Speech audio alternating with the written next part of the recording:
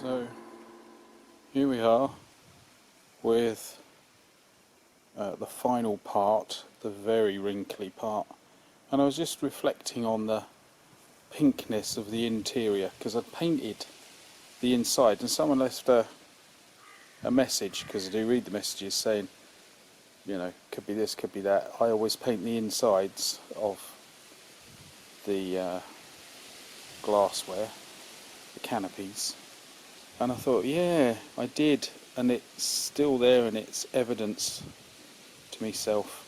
So just a reminder, that's how bad it really was. Look at that.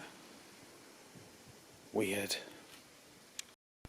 I thought this was happening, but I tried to ignore it really. There's a bit of fogging down on that corner and over on this side. I haven't used glue. I did line the inside with frog tape so that sprayed paint wouldn't get in it. I've done everything. Something is up with the surface of this plastic. It's not happened with the others, but also, so if it hasn't happened with the others, then it's definitely the plastic or something on the plastic, because I didn't give that enough layers, did I? But this isn't shown particularly well, but it's still a creamy, almost pink colour. And yes, I've got the markings on, but look at that, we're still not getting there. The other thing is, any glue that is in contact with this at all is the world's best canopy glue, which is only watered down PVA glue.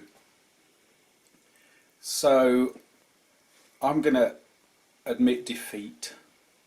I'm going to glue it on as it is. I'm going to finish this off. I'm going to walk away from it because it's starting to be a bit of a wind up.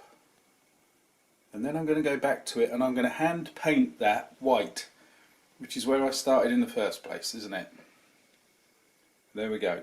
So let's glue it on, put the spike, the needle point on the end of the nose, and we're done. And let's have a look at it. Well, there it is done. I probably need to be quick because the breeze is getting up. By the time I got all this out here, it's got breezy. We have a new glass, which I've borrowed. Still haven't finished unpacking, and I know I've got my plastic smooth champagne glasses somewhere that I like to use because they're unfiddly, but we've got some of this rubbish. In fact, we've got shed loads of glass and china. I'd bin the lot of it. If you can't drink it straight out of a bottle, I don't know why you're drinking it at all. I suppose you could use a flagon, a tankard, or one of those fantastic old medieval ceramic earthenware things, but apart from that, forget it. Why you need a different shaped glass for a bit of booze when you're only going to get drunk and make a fool of yourself, I don't know. Anyway, there's the aeroplane, and from a distance it doesn't look too bad. That canopy is really annoying me. It really shouldn't have happened.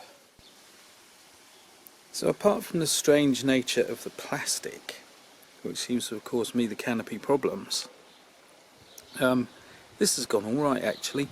There's a few shaky joins here and there, the worst being these little glass kind of beads on either side, which obviously are lights. It doesn't say anything about painting them in the instructions as far as I can see, so I'm leaving them for now. They are annoying me too. So if I paint the canopy, I'll paint those. But this is what you get straight out of the box, no fiddling. I've pressed a button. What button is that? Anyway, yeah, here it is. This aircraft deserves better. It definitely feels like a scaled up, smaller model. There are so many missed opportunities parts wise, it's unbelievable. But by and large it does go together well, and some bits are still merely clipped together, which says a lot. And as for the aircraft, fantastic.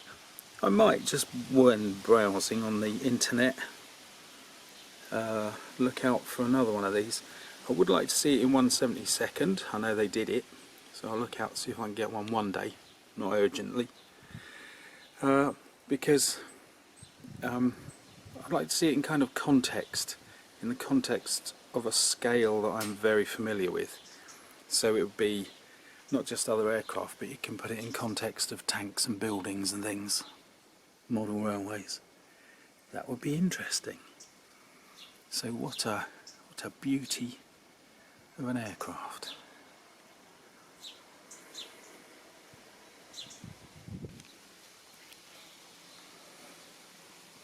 So before the wind takes it away, we'll just enjoy this.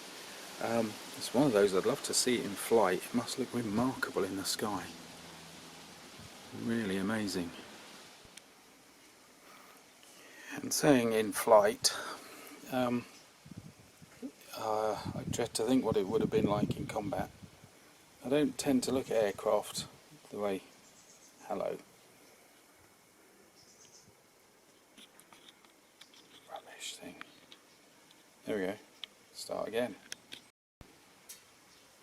So it's one thing to say in flight, it's another to think what on earth would it have been like in combat, because I look at aircraft in a different way I do to things like tanks. I just see them as things of aesthetic beauty, and for me it's all about the look, really.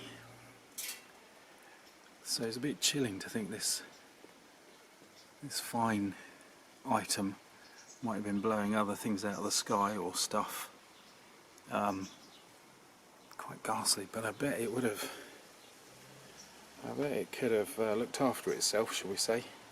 Hello, camera, wake up. So we'll leave it as a thing of aesthetic beauty. We'll leave it as a thing, as a might have been. And we'll enjoy the blur. Thank you for watching. See you again soon. I might trim this up a bit. You never know.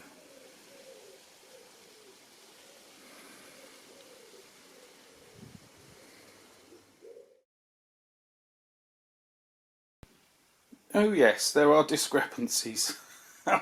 I put all the markings on. God, that was laborious. I think there's 62. Obviously, your recognition numbers, or whatever they are optional, but that only leaves you with 8 spare markings.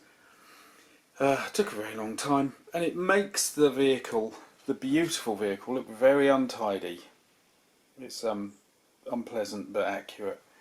But on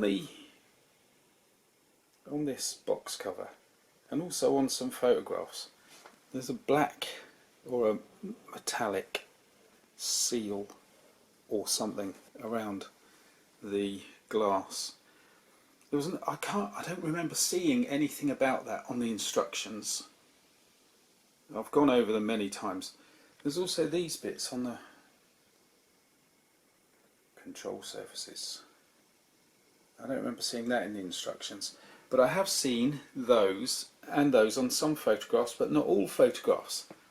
But also on the instructions, all of the glassware should have transparent orange, and I've seen some photographs where you can just make that out, and I looked up the colour and it doesn't seem to be available at present, but on eBay you could get it. It was only £3.20 something, and I almost clicked buy, and it was coming from Italy and it cost £23.17p postage, so I thought blow that then. So yeah, there's these little bits which at the moment I'll live with, but if I am fiddling around with it in the future, I might just do those. You never know.